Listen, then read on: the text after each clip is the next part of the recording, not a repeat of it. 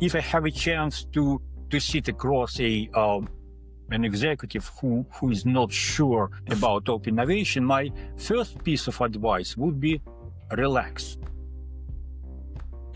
Open innovation is much simpler than you might believe.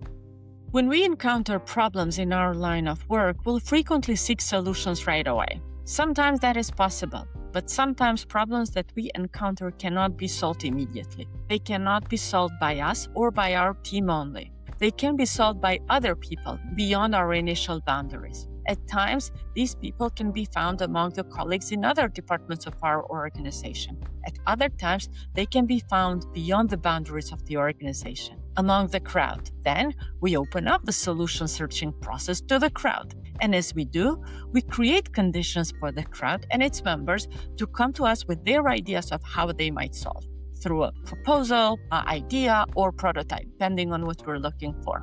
And when we do it right, these solvers sometimes show up from the other side of the globe and sometimes from a few houses down the street. This is open innovation. My guest today is Eugene Ivanov. He holds a PhD in molecular biology and has spent over 2 decades in open innovation and crowdsourcing.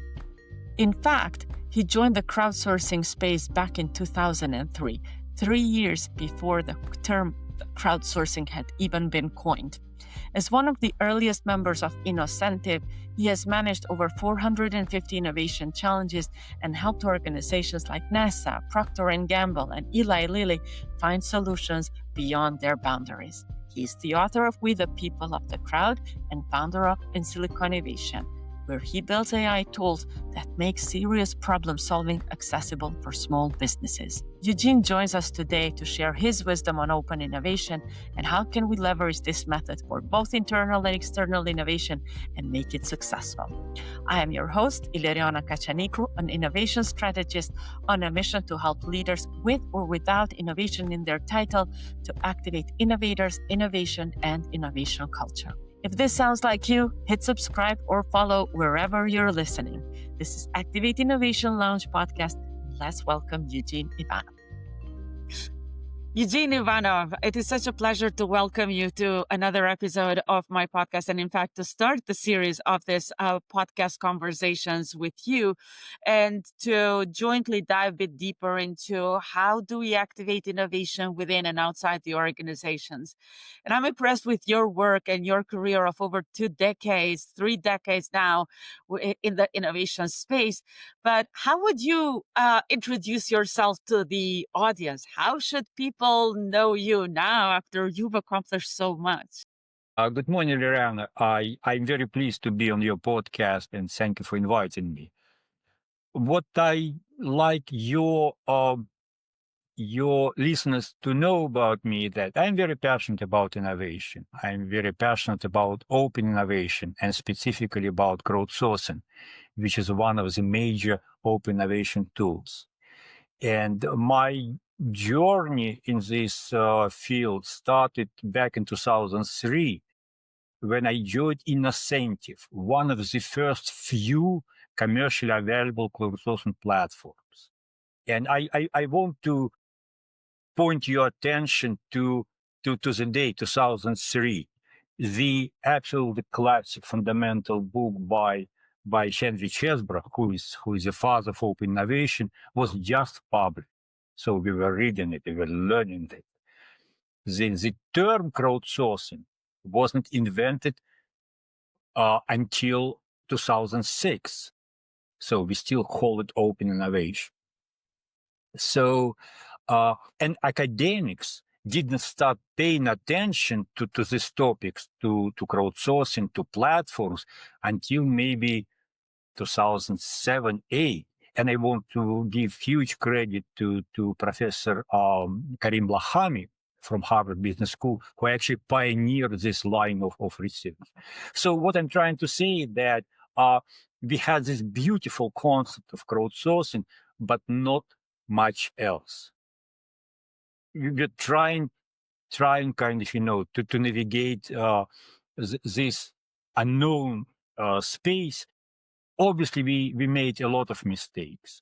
However, I believe that collectively, my colleagues at Incentive, our friends at other crowdsourcing platforms, 5 or 6 of them, we actually succeeded in making crowdsourcing a real operational tools that companies can use now to create value.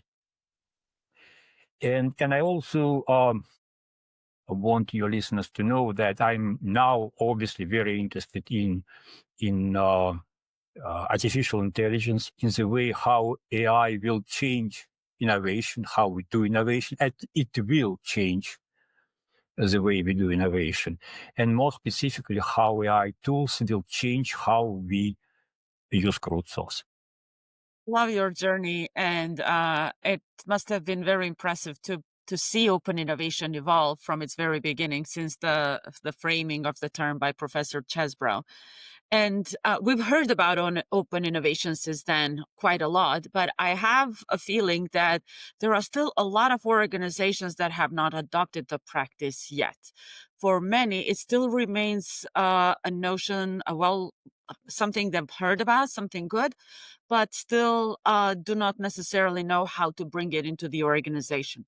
So when you're sitting across a client, how do you explain the value of opening up to innovation beyond the boundaries of the organization? Well, Liliana, I have to say that such conversations with people who knew almost nothing about innovation were happening very frequently, 20 years back, because people really did not know what open innovation was. And there was a lot of concerns, anxiety, and fear. These days, such conversations are less frequent because there is more general understanding of what open innovation is. Still, yes, many organizations still don't use open innovation.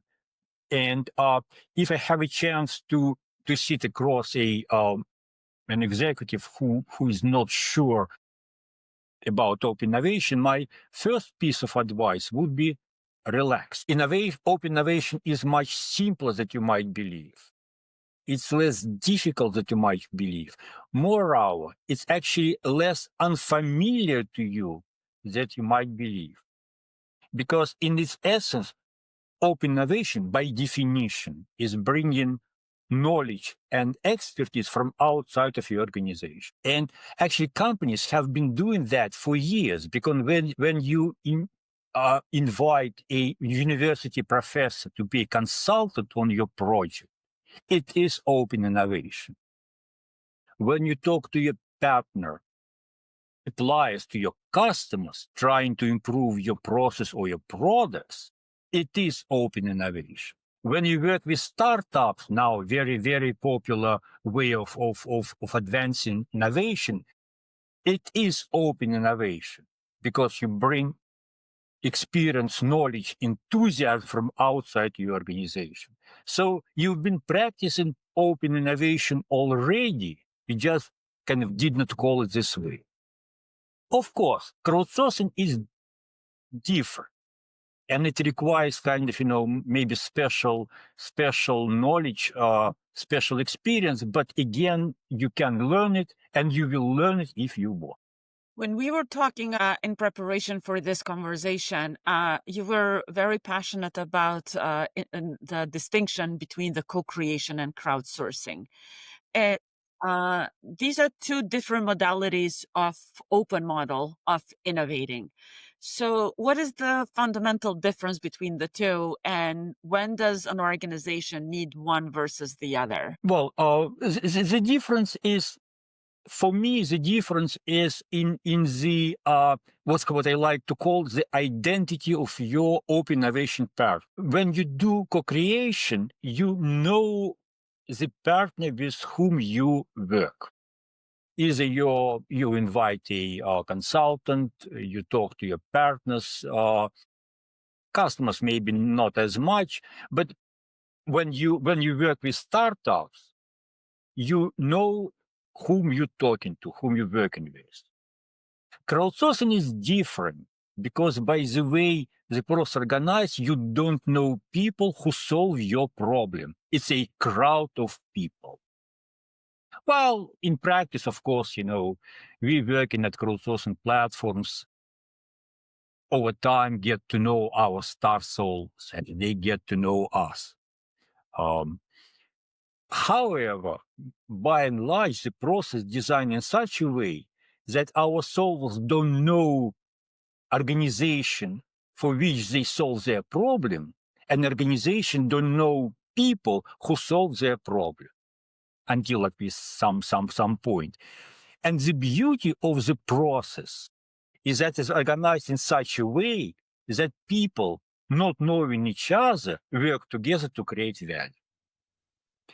Now, when organizations should use one tool or another, that is kind of more, of course, complicated question. But let me kind of show you in simple example.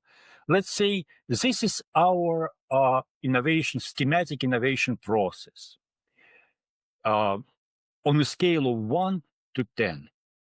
10 being your manufactured product, and 1 being the stage kind of when you identify customer needs, you generate ideas of your product, you then move further, you create MVP, and so on.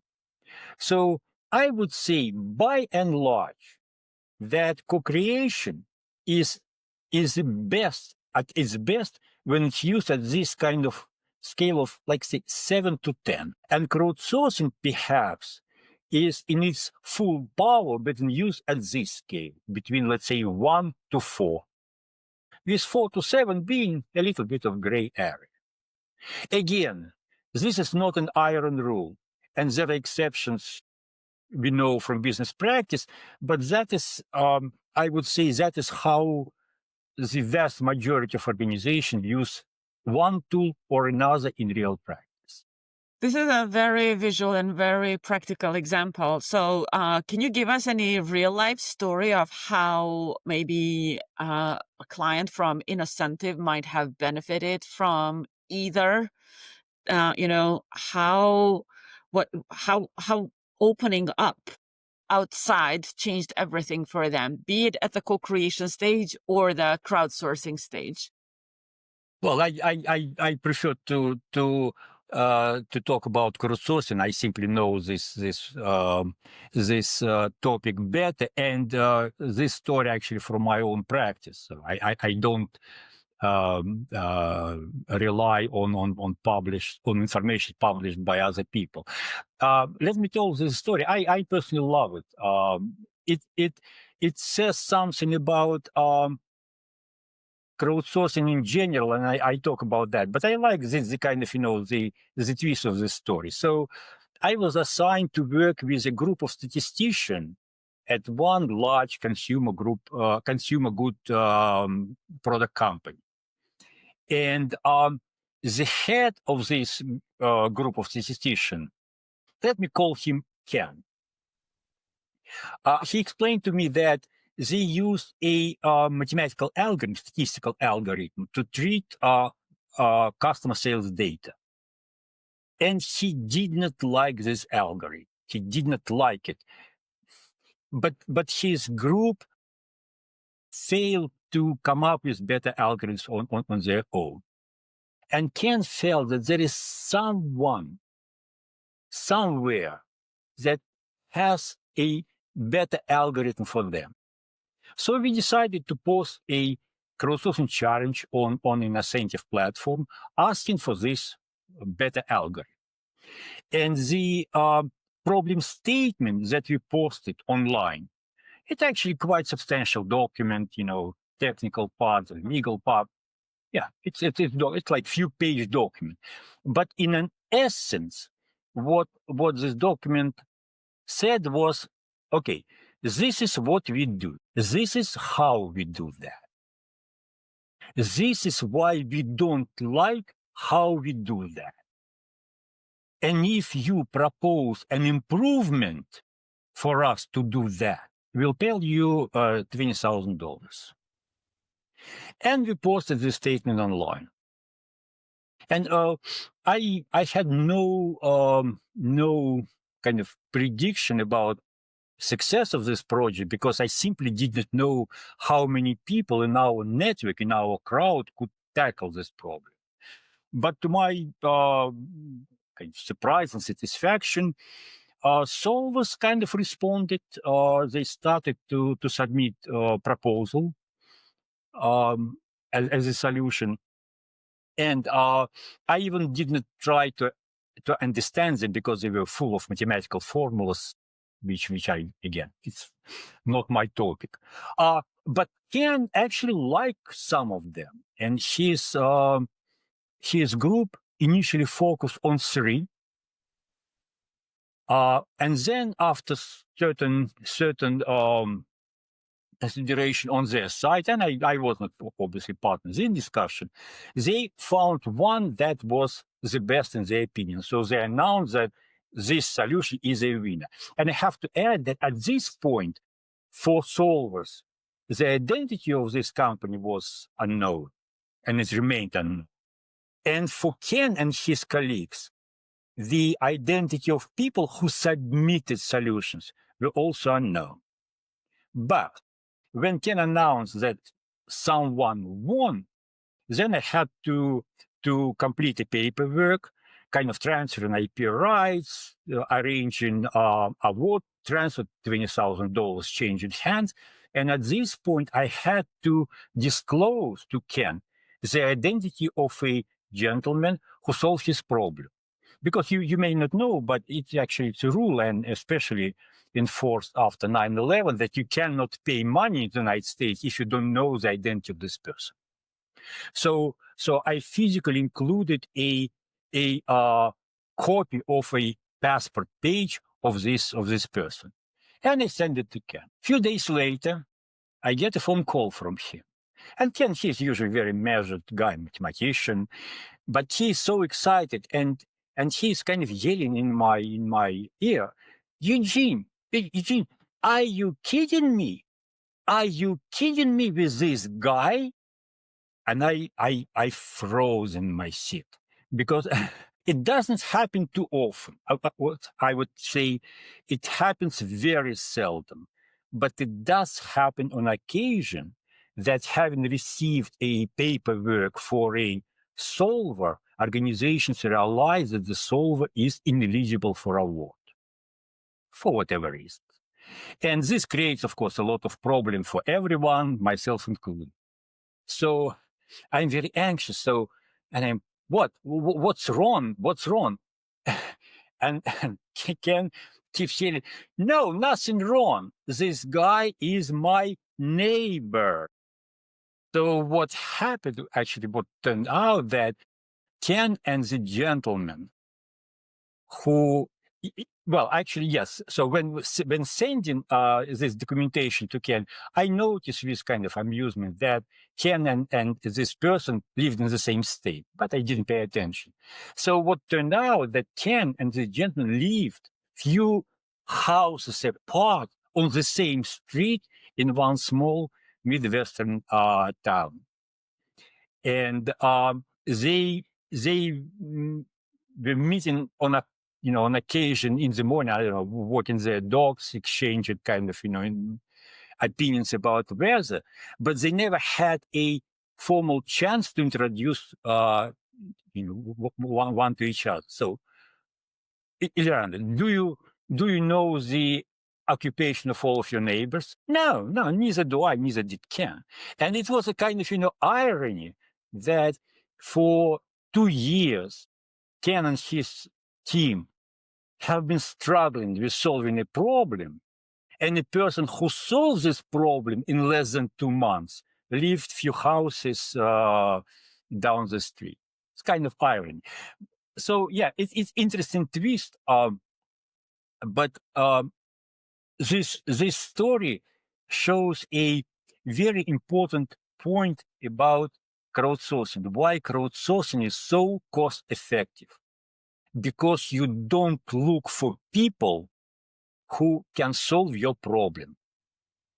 You post this problem online, and these people come to you. And that is very, very, and that's again a point that distinguishes co-creation from crowdsourcing, what makes crowdsourcing so cost effective. I love the story. And as you were talking, I was like secretly in my mind wondering, like, is this going to turn out to be an employee of Ken's company, but in totally different department or geography, and, Yeah. still find some sort of a relation with that.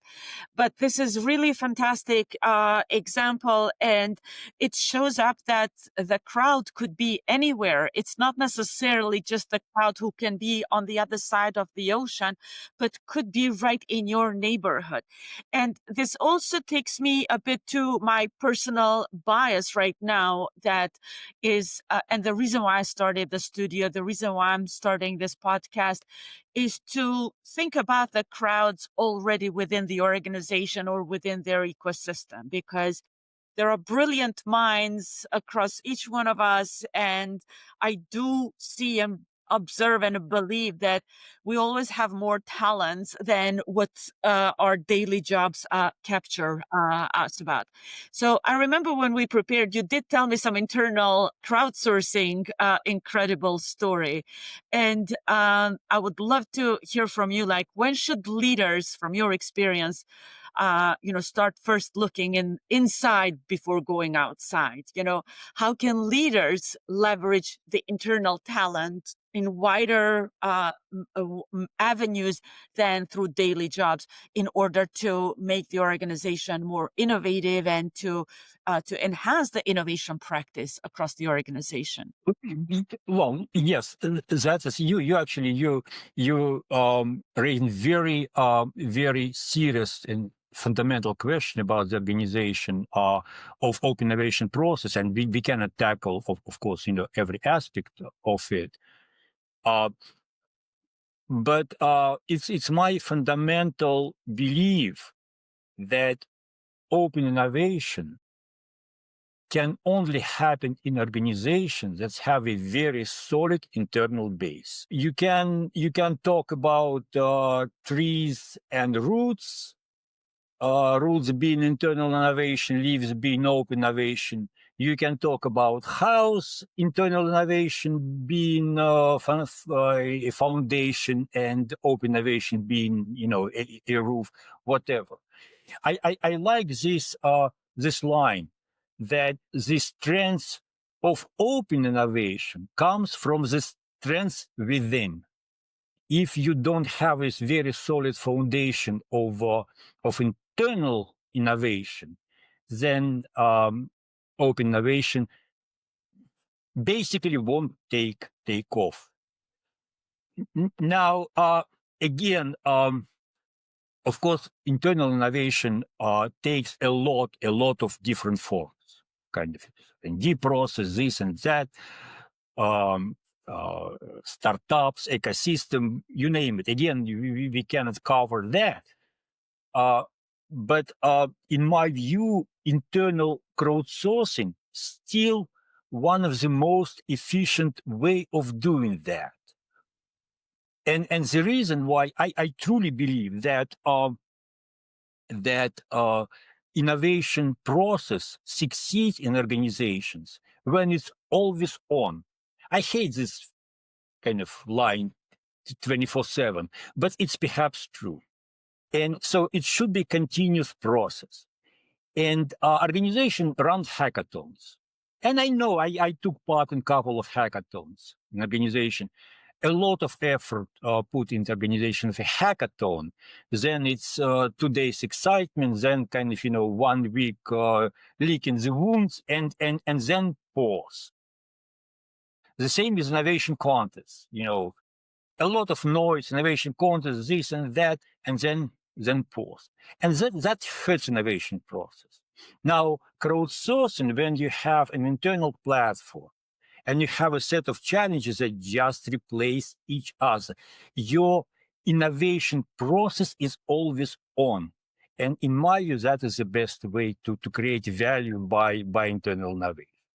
Now, internal crowdsourcing sounds almost like an oxymoron, right? I mean, what crowdsource? We work in the same organization. We know everything about each other. Do we? Mm-mm. Look at the modern American corporation, 50,000 employees, 10 locations, 5 continents. These units, different units, often were brought together by merger and acquisition. People don't know each other. They never talk to each other.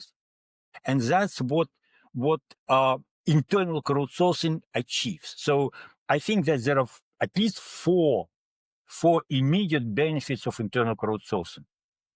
First is internal crowdsourcing creates this common intellectual space for all the people in the organization to talk on strategic things, which in many organizations simply doesn't exist. Second is internal innovation allows to collect solutions and ideas that already available in the organization before you go outside to pay actually quite substantial amount of money. It's already here. Just kind of go and find it. I call this a process of collecting low-hanging fruits. They're already there.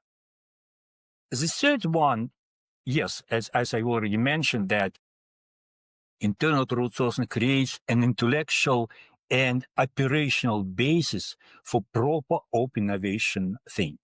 Because when you start internally, you identify people who are interested in the solution. You identify people who would be good at evaluating results that come from open innovation and could help with implementation.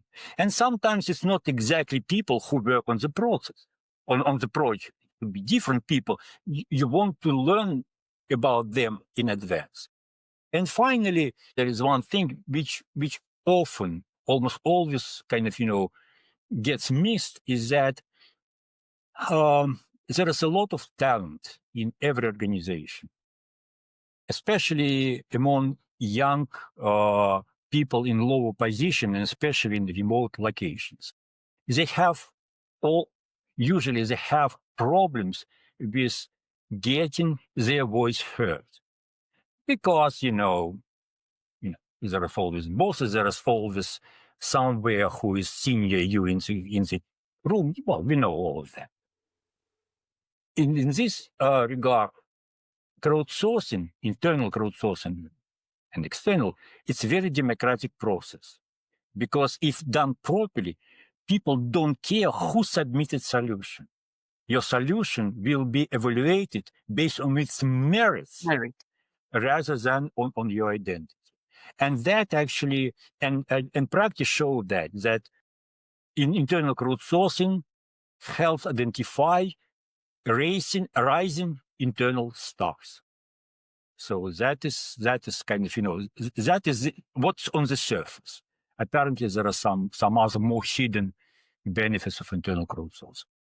Love how you framed this as 4 pillars of internal crowdsourcing.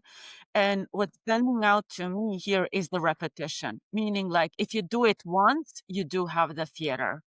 If you do nothing with the solutions, you do have a theater. But you need to start and to keep on going, said as simply. But there are a lot of organizations in which leaders will go like, I have to focus on KPIs for the next quarter. Time for innovation. It's like, no, we're just going to get the technology from the outside, and that's how we are going to become more innovative. Or we're going to acquire a startup and then add on that innovative value, or the conventional not invented here syndrome. So for organizations in which leaders are still resisting in one way or the other, or postponing innovation as nice to have rather than urgency, what have been an example or two that you can think of that really changed because of the way that they started, because of the way that they sow the seed of the internal crowdsourcing, and then it gradually evolved in a way that worked for the organization? Well, I think that the most the most obvious and most known example is NASA, which is very kind of a poster boy of using crowdsourcing both internally and externally.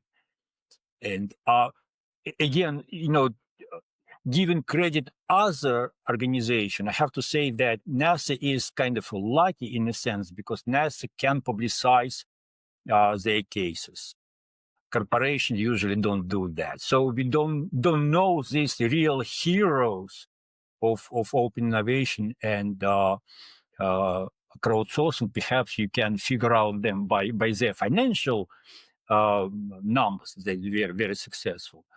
I don't think that today anyone needs to be persuaded that innovation is important. We like to talk that it's not a luxury; it's a way of survival, and this is true. Again, we know that the life of a average company, a standard and poor company, has reduced in half over the past 30 years. Everything happens now faster. Again, I think that innovation is a must, the only way to move forward is to figure out what works for you.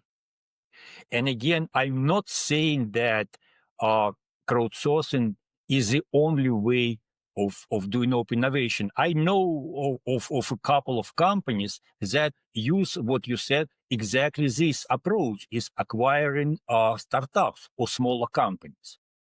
But they perfected the process. So they do have some internal R&D processes, but their major way of innovating is by acquiring company. If it works for them, fine, but it doesn't work for other companies.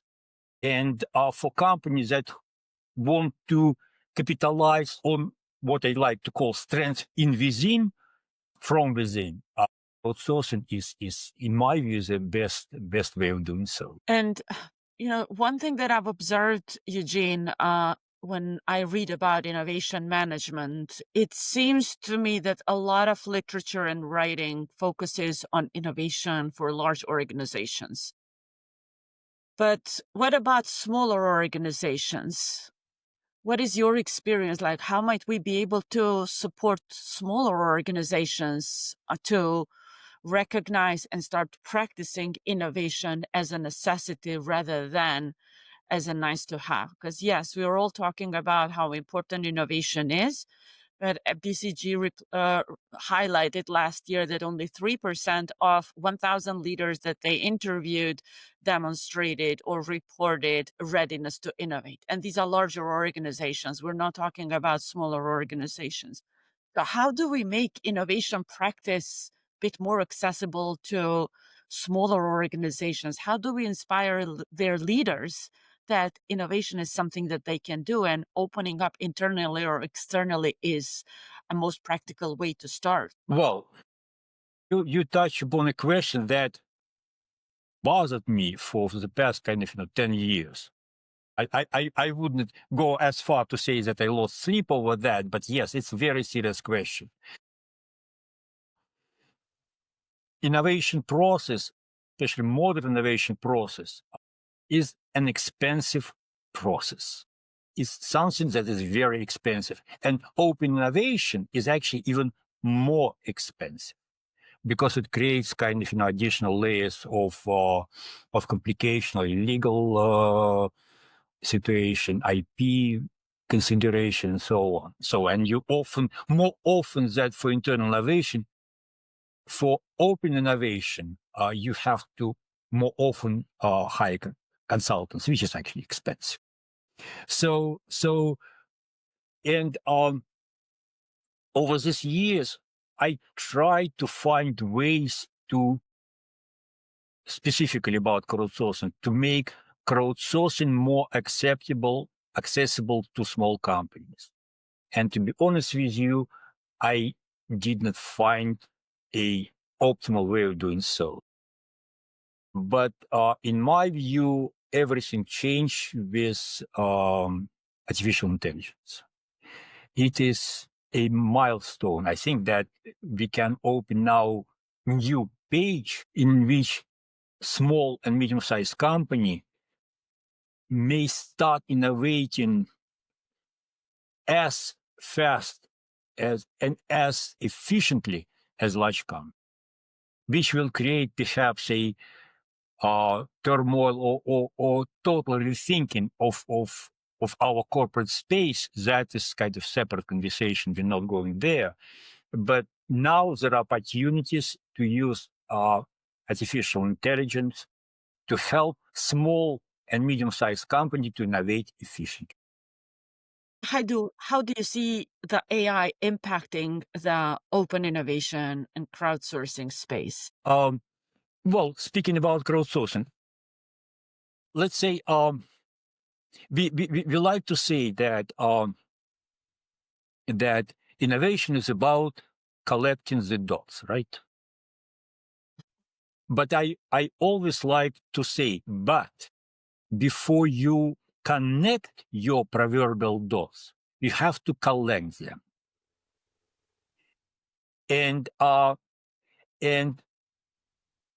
many crowdsourcing challenges, and I personally dealt with, was less about connecting the dots, were more about collecting the dots. Because some organization wanted kind of, for example, the organization wants to invade new area of research. Instead of asking their limited resources in R&D department to go and kind of, mine literature for the next couple of years, they can pose a few challenges, asking actually a crowd of experts in different fields to contribute. So crowdsourcing challenge would result in a huge, very detailed white paper that the organization can take and immediately put to work.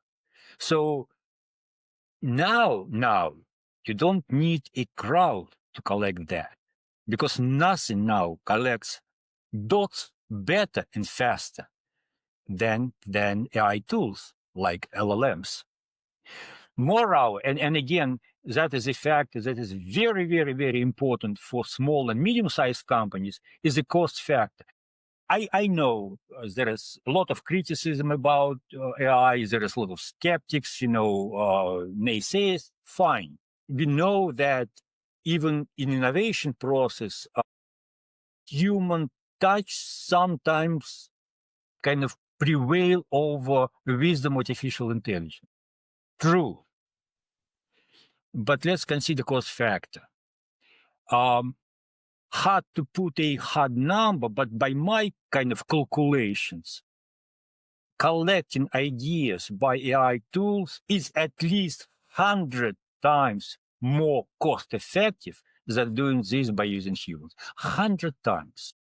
And this factor alone makes artificial intelligence tools an so attractive way of doing innovation for small companies, because they don't have to pay money for using crowds, which is not, let me tell you the secret, using crowdsourcing platforms is not exactly free.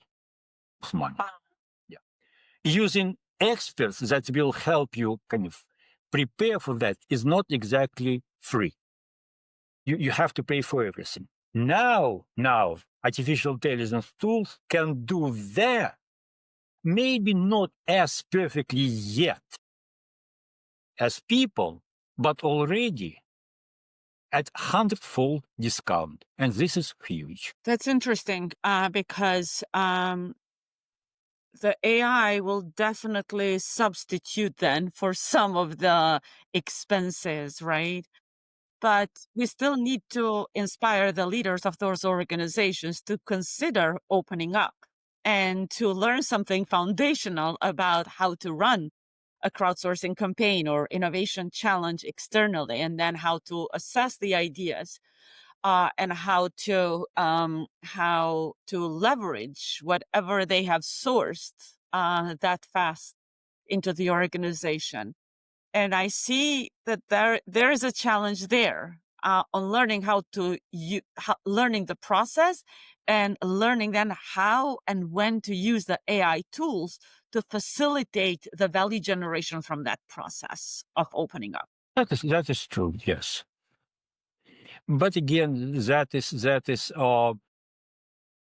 still, again, we are, for me, in a sense, I'm back to 20 years ago when we just collecting without having kind of established processes, established procedures. It was working by trials, and we see this process now because there is a very helpful stream of publication coming out of it's kind of joint team from Wharton in UPenn and from Harvard Business School and other organization that shows you how to actually use AI tools, LLMs, ChatGPT or similar. Usually it's ChatGPT by creating ideas. And there are some research showing how you do that, how you do it more effectively, how you improve the process. Again, there are still reasons for me why human, quote unquote, crowdsourcing won't be replaced by AI anytime soon. And if you want, I can give you my my opinion about that. First is a kind of this novelty factor, because if you get a meta-analysis of all data, it looks like the novelty of ideas generated by human crowd is higher than that generated by LLMs, algorithm. For now, who knows what happened, maybe a few days, few weeks from now, from years from now. But for now, yes, people have some edge. And, this people in crowdsourcing area like this term, the value of extreme value. That there is on a long term of knowledge, there is some spike. Perhaps humans are still better at making this spike than AI. So that is one of the reasons why you still want to run a to use human crowd if you want something absolutely extremely novel. But if you just want to collect dots, perhaps AI is your better choice already. And again, there are some crowdsourcing platforms that do just that. I don't want to go into detail and naming names, but I think that many of these platforms will have to reconsider their business model, because AI perhaps will replace this sector of crowdsourcing reasonably soon. Now, the second fact, and we don't talk about that very often, but it's very important in the corporate world, is IP consideration. Because at this point, no one knows whom ideas generated by AI belong. It's very, very, very murky area, and apparently it will be undecided for many years to come. So if you just want to run some small kind of thing, that is fine.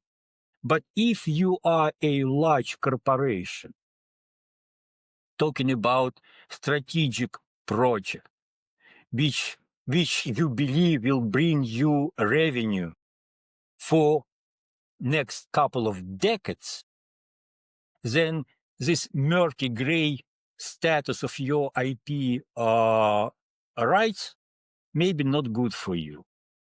So in this point, if I were a corporate leader, I would better get go for human crowd, generated idea with human crowd, pay all the money this process require, would retain IP of this human individual and sleep quietly for the rest of the project. That's the second reason. Now, the third reason And again, you know examples of that. Often, people, organizations run crowdsourcing challenges not even to get a response, but to create community. Mm-hmm. Because it's normally it's non-profit organization, of course, but even actually corporations do that kind of to mobilize their customers, to create and retain their loyal customers. So this community organizing factor perhaps won't get away for a long time, and you cannot replace it with AI. And fourth, well, let's put it. There is such a thing as innovation theater, right? And it's marketing. So I've read some very funny paper that the using of term innovation in conversation between companies and uh, financial analysts on these quarterly reports, the using of term innovation multiplied over the past 5 years. So now everyone swears that they do innovation. Try to tell your investors that you don't innovate. You're done. So what is the best way to show that you care about innovation as to post a huge innovation challenge and announce a 1 million prize? Still works. Again, we could smile inside ourselves about that, but it's still fact of life. So yes, there are ways, there are reasons why human crowdsourcing is still alive and well. But for the rest, AI perhaps is your better choice because again, I know I'm repetitive. Cost factor beats very many other things. This hundredfold difference in cost of innovation process is something that you cannot get away. That's interesting. And then as you were talking, the other thing that came up to my mind, and this is something that I've been thinking about lately, is that all the LLM models, they are built based on the digitized information. And the core premise of the open innovation as a methodology of driving innovation is to leverage the tacit knowledge. So as humans, we do have the tacit knowledge that we acquire through our experiences, learnings, insights that we never wrote about, that we never shared in a digital format. But when we shape innovation challenges internally or externally, then we do give a chance for people to leverage their tacit knowledge in order to generate a novel solution. And as you highlighted, they can use the AI tools to shape and refine their proposal, or maybe instead of sharing a concept, maybe share a prototype, because the journey to a initial stage of a solution is faster with the AI tools, but that still does not substitute the human value in open innovation and in crowdsourcing as one.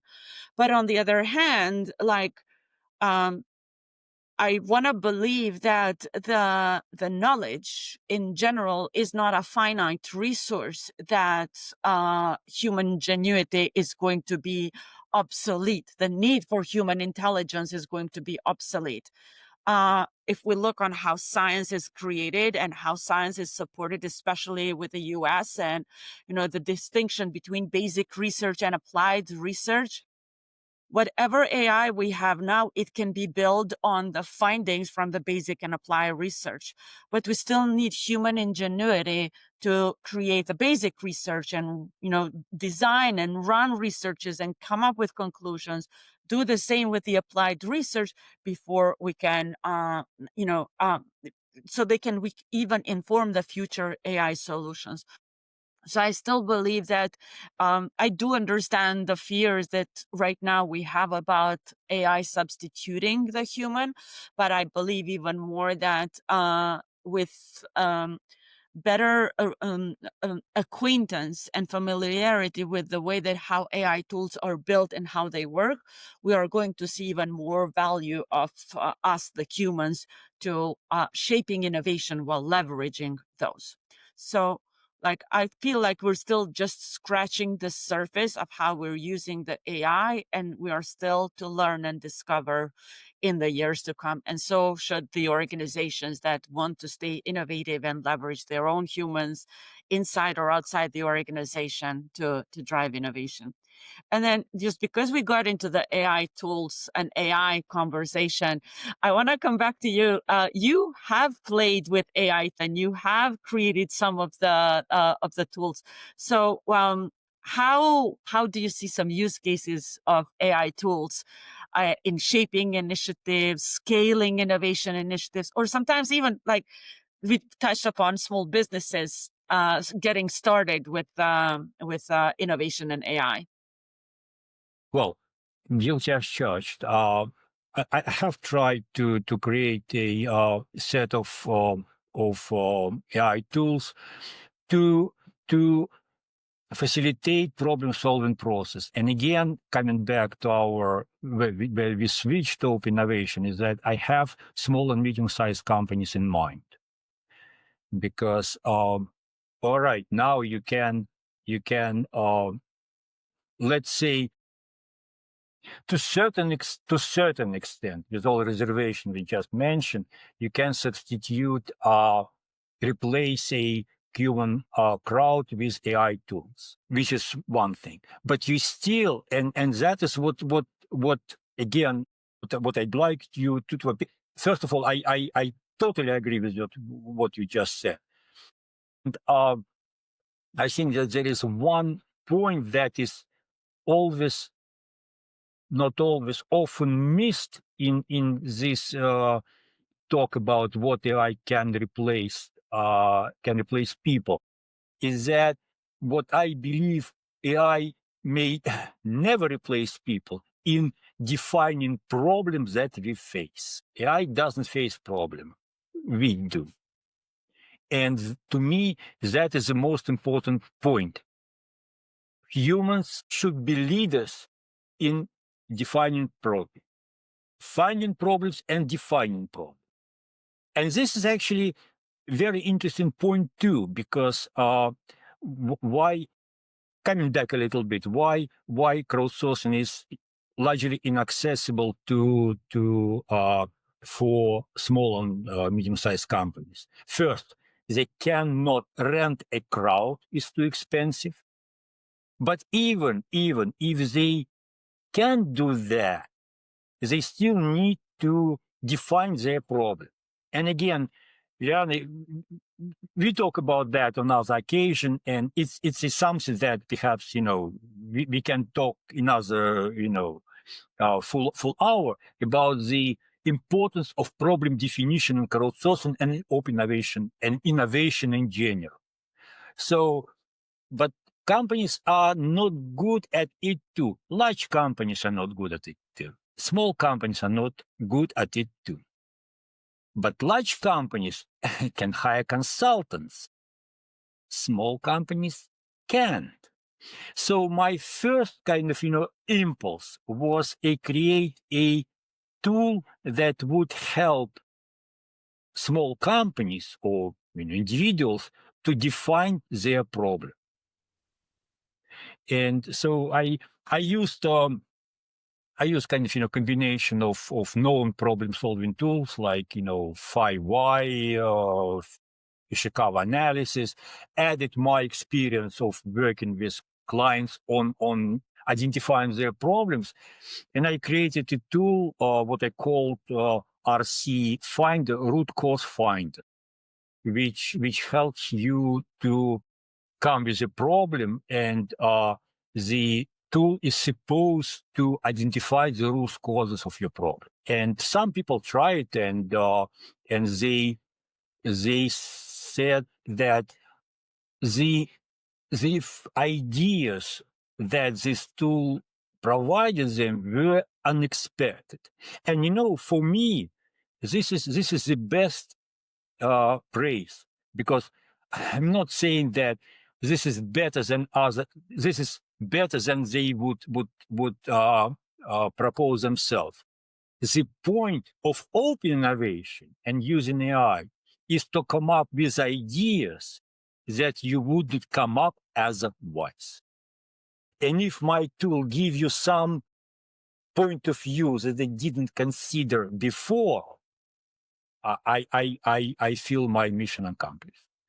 And then kind of to finish this line of reasoning, and thank you for letting me to pitch my product. That was not my intention, honestly. But and the second tool is when you identify the root cause of your problem, you can go to second app and actually generate solutions to your problem in a way you want. So that is how it's supposed to be. Then of course, there are different many other different ways to help with problem solving, solution definition, in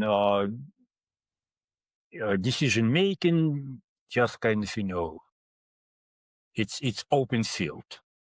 I'll try to work in this field for next few years. I will take you on the offer to go to another recording so we dive a bit deeper into problem analysis, root cause analysis, problem definition, and problem refining, because that is something that we're so much in rush to get things done very often that we forget to why we started, what was the cause that got us to solve something. Be careful for what you're asking for, because you won't be able to stop me.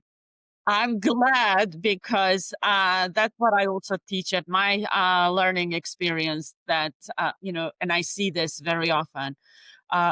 Very often we do not have time to analyze the root cause, to identify what the real problem is that we want to solve. And this is a big problem I see in organizations.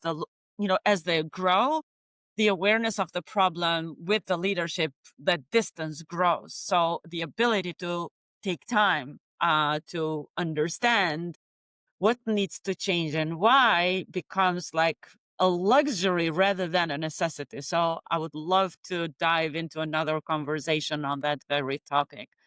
And I'm glad that you already have a tool to help small businesses understand the value of root cause and practice that a bit and get going. Initially, they can get maybe ideas from the tool that you've created, but hopefully that is going to inspire them to go and then share their problem with their customers or the other audiences to see what ideas they are going to come up with and where are they going to find the new solution. Because what you highlighted earlier with Ken is like, if you know the problem, then it's going to be easier to find the solution. Like the method that you use, you can open up internally, you can go externally, but you will find it because, as in their example, they tried to solve on their own, but they weren't satisfied with whatever they were getting. So they knew that there's something better and they went out for that better to find it. So That is very true. just before we close, Eugene, what I would love to ask from you, and something is what I would love to close this conversation with, is what is one question that you are still wrestling in about structuring innovation through crowdsourcing that is keeping you curious? And you would love to share this question with the audience, and hopefully we hear from them how would they solve or what their opinions are about it. Well, I would say that perhaps there is this nagging problems in structuring crowdsourcing process that kind of troubles me. But I'm troubled with different problem. I think it's very serious problem. And let me again come back to the beginning. When we started as an incentive, there was and I said there was quite few companies, only few platforms for crowdsourcing, and there was actually quite sizable group of people who were intellectually curious or who were kind of interested in financial reward. Both are valid motivations.